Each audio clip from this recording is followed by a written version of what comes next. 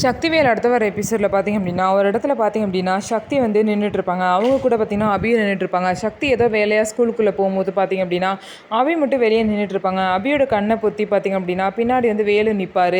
வேலு தானே எனக்கு தெரியும் அப்படின்னு சொல்லிட்டு அபி வந்து கண்டுபிடிச்சிடுவாங்க. எப்படி கண்டுபிடிச்ச அப்படின்னு சொல்லிட்டு வேலு வந்து கேட்பாங்க. ஆமாம் உன் கை எனக்கு தெரியும் அப்படின்னு சொல்லிட்டு அபியும் சொல்லுவாங்க. ஏன் இங்கே நின்றுட்டுருக்கேன்னு சொல்லிட்டு கேட்கும்போது இல்லை சக்தி ஏதோ வேலையாக உள்ளே போனால் அதனால தான் நிற்கிறேன்னு சொல்லிட்டு பார்த்திங்க அப்படின்னா அபியும் வந்து வேலுக்கிட்ட சொல்லுவாங்க.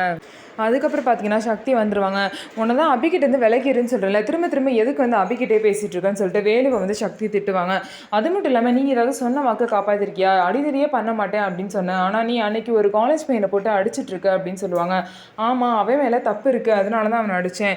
அவன் ஒரு பொண்ணுக்கிட்ட தப்பாக நடந்துக்கிட்டான், அதனால தான் அன்றைக்கி அவனை போட்டு அடித்தேன் அப்படின்னு சொல்லிட்டு வேலு வந்து எக்ஸ்பிளைன் பண்ணுறாரு. இருந்தாலும் சக்தி பார்த்திங்க அப்படின்னா வேலு சொல்கிற எந்த காரணத்தையும் ஏற்றுக்க தயாராக இல்லை.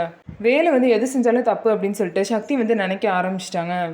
1000 தான் வந்து வேலு மேலே கோவம் இருந்தாலும் பார்த்தீங்கன்னா வேலுவை தாண்டி சக்தி வந்து யாரையும் மனசில் நினைக்க மாட்டாங்க, ஏற்றுக்கவும் மாட்டாங்க. ஸோ அப்படி ஏற்றுக்கிட்டா அவங்க அண்ணன் சொல்ல கல்யாணத்தை ஒத்துப்பாங்க. ஸோ என்ன நடக்க போகுதுன்னு சொல்லிட்டு வெயிட் பண்ணி பார்க்கலாம். நம்ம வீடியோ உங்களுக்கு பிடிச்சிருந்தா நம்ம வீடியோவை லைக் பண்ணிக்கோங்க. மறக்காமல் நம்மளோட சேனலை சப்ஸ்கிரைப் பண்ணிவிட்டு பாருங்கள்.